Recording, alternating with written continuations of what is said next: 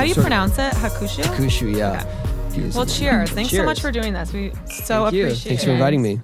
Cheers. I'm doing hot tea. It's a drink. Yes, I was at the Beyonce concert last night, so I need to repair. I bet. So let's kick it off with Detroit.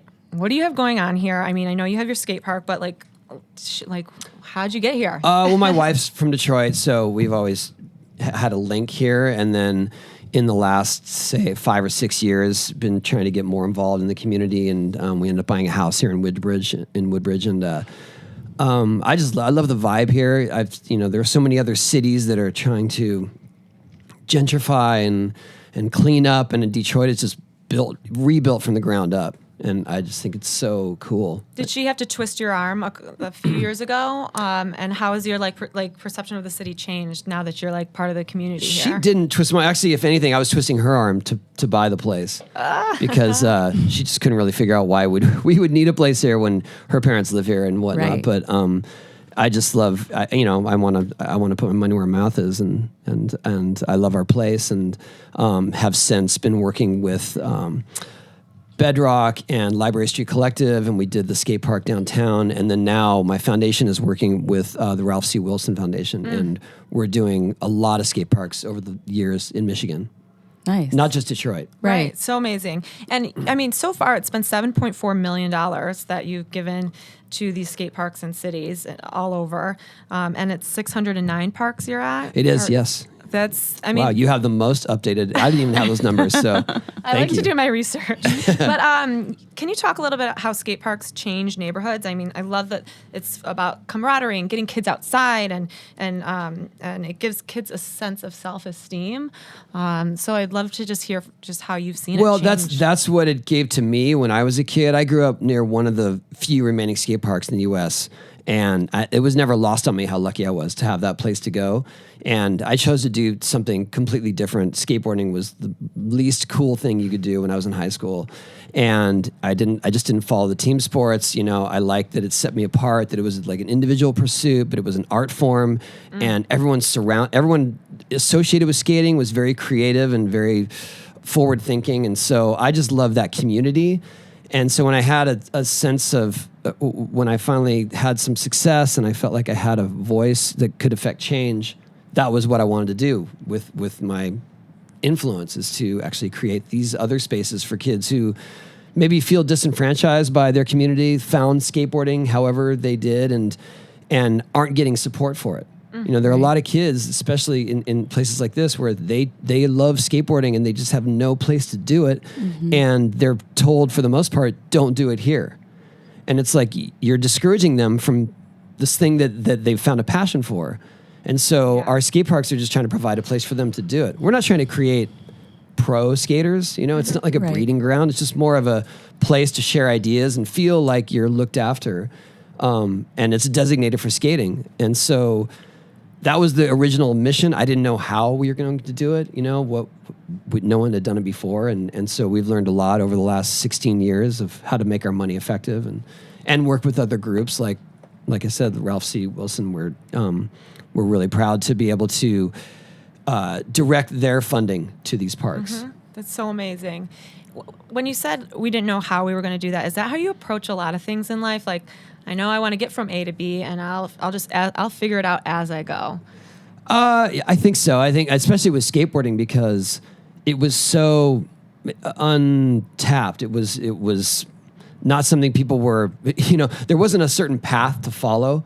So you just made it up as you went along. And when I was a kid, you could learn new tricks, and a lot of times they'd never been done before. And there wasn't some textbook way of going about it or some textbook style you had to follow. So I was just making stuff up, and then we would give them goofy names and go on our way, because I love that there were no rules to it. And I think that's been my approach ever since to everything I do. Even parenting is like, well, I don't have to follow this rule book. If I feel like I'm influencing my kids properly or helping them make the right choices, then I'm doing it right. Right. I love that. When have you felt like you were not breaking a rule, but what's something with parenting that you just was like, this is the way we're going to do it? Well, for sure.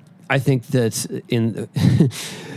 in the past, there have been issues with people think that I'm putting my kids in jeopardy with, skating with them or whatever I'm doing. And I'm never going to let my kids get hurt. And if someone's going to take the fall and if we're doing something together or I'm skating with them, I'm the one that's going to take the brunt of it. Right. And I've learned that I've raised 6 kids. So track record's pretty good, but definitely to the outsider, it could seem that I'm putting them in peril because of what I do for a living.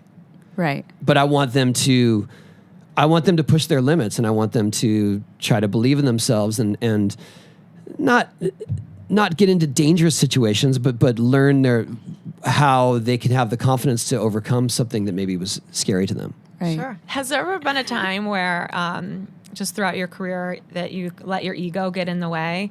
And also kind of a part 2 to this question, who's in your life that doesn't let you get too big of a head? My kids, without question.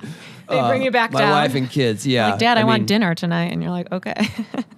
Yeah, for sure. The sort of, I don't want to say mundane tasks, but the important tasks you do as a parent will bring you back to reality. Right. Where it's like, am I really cleaning this up right now? Or, or am I having this argument with my daughter about what's so important about the grilled cheese from this place instead of this place that's out of the way. But I think definitely my wife has kept me grounded like that. What was the first part of that question? If there was a time where you had to kind of check your ego, or you're like, oh, yeah, many times for sure. Through the years growing up, especially when you're competing and you feel like, okay, you did the best you could possibly do, and you know that you sort of stepped it up for that last extra, and then you don't get the credit or the points for that, then it's like you have to just swallow it, because it's like you there's nothing you can do about it. But at some point you learn the hard way that you're only human, and people will judge you harshly. Yeah. And also when releasing products like video games, where it's something that you feel pretty good about, and then it gets panned, and you want to defend it, but at some point you just got to let it go. Like that's a losing battle, and you just look like you're a whiny. You look like a whiny bitch. Right. Is there a specific age where you truly were just comfortable, like? Or is that kid in you? Is that kid in you who felt uncool and awkward and? In your teens, is there a tiny part of that still in you? Or oh, absolutely. That set the path for my whole life course. I think that when I was young, it was weird. When I was young and skating, I was considered an outcast already because I skated. Because skating had come and gone in the 70s. It was like a surfer fad or a toy. And then I stuck with it. So I was already ridiculed in school. Right. And then I got into skating, and I was pretty skinny for my age. I was doing these weird tricks. I had a different technique to doing aerials. I ollied into my aerials, and people said that was cheating. So then I was this outcast in an outcast activity, and it was very isolating. Mm-hmm. But then I found a group of friends that thought the same way, that skated, that enjoyed the same type of skating. And then that was it. I was like, I believe in this type of skating. I love doing this. I'm going to stick with it. So that was sort of my first lesson in ignoring the haters. So I'm curious if you think that life gets better with age, or do you wish you could go back to your 20s and 30s? It gets better with not just age, but experience and wisdom. And I think sometimes if you're just stuck in your ways and a lot of times in your compulsive behaviors, then it's not going to get better. But if you can recognize that and sort of and change yourself and start to appreciate everything around that, that's it. And that's what I've come to learn, I think, in the last 5 years or so. I was like chasing this carrot for so long in terms of success and skating that it became less fun, and it was more this sort of need to keep staying relevant. Right. And at some point I let go of that notion, and it's been a lot more fun for sure. And I've come to appreciate time with my children a lot more. Yeah. So with my journey is that with age it's gotten better. Yeah. And the fact that I still get to do this as a pro skater at age 50 is beyond anything I ever imagined. Right. When I was a kid, you had to quit skating after age 20 because there was no money in it. You couldn't make a living at it. Right. And so it was like, well, you had fun. You got your picture in a magazine, and better get a job now. That's as good as it can. That's as good as it can That's get. as good as it can get. Yeah. Yeah. What do you attribute most to your success? I think it's determination. When I was younger, I just wouldn't give up on tricks or anything. Even trying to get something from my parents, I was just relentless. And I think they were thankful once I found skating, because that was my focus of all that energy, Right. of all that Channel it frustration all. and Yeah. determination. And so when I would say try to learn a new skate trick, I just wasn't going to give up ever. Mm-hmm. And one time my dad literally pulled me out of the bowl, like kicking and screaming, because he had to go. We had to leave the skate park. Right. And I was like, no, I just need to try it again. I need to make this. I just need to try it a few more tries. If you could have a drink with anyone, and they could be dead or alive, who would it be? Who would you want to? I mean, you've had some pretty cool drinks in your day, but is there anyone Oh, you'd wow. love to pick their brain? I would have loved to have met Joe Strummer from The Clash. I had a chance to go see him play, and for whatever reason couldn't make it, and then he passed away like a month later. And I don't know. I mean, there's so many things I would love to ask him about the origins of punk and his music, and if he were still alive, we could have a Clash reunion. So Right. everyone else reunited. Come on. Right.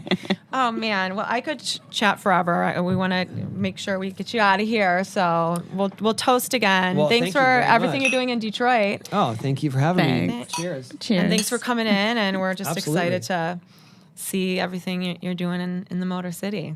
I love being here, and people are very welcoming. So I appreciate everyone here, and Yeah. I can't wait to see what's what next. is your how would you describe the people of Detroit? Motivated, hard workers, and ready to help. Ready to help. Yeah. Okay. We'll end Yeah. on that note. Perfect. I like it. Thank you. Cheers.